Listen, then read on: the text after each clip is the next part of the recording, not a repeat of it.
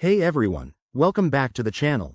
Today, we're diving into a straightforward guide on how to withdraw Tether from your Arculus wallet to Gemini in 2025. If you're into crypto, you know how important it is to move your assets securely and efficiently. Tether, or USDT, is a stablecoin that's super popular for its stability, and transferring it to an exchange like Gemini can help you trade or cash out easily. This process is simple, but always remember to double-check everything to avoid any mishaps. Let's get started. First things first, make sure you have everything set up. You'll need the Arculus Wallet app installed on your device and linked to your account.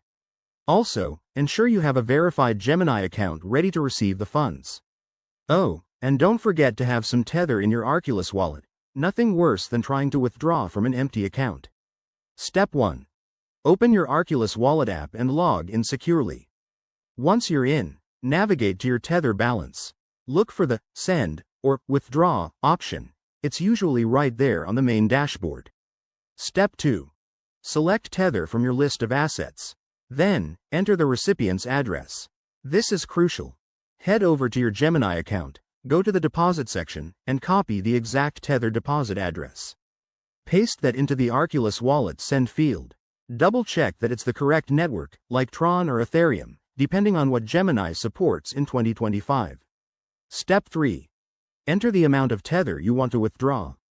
Be mindful of any network fees. They can add up, so withdraw a bit extra if needed. Review the transaction details carefully, then hit confirm. You'll likely need to verify this with your wallet's security features, like a PIN or biometric scan. Step 4. Once the transaction is sent, keep an eye on it. Use a blockchain explorer to track the status. Arculus might provide a link. It could take a few minutes to a few hours, depending on network congestion. And there you have it. Your Tether should now be in your Gemini account.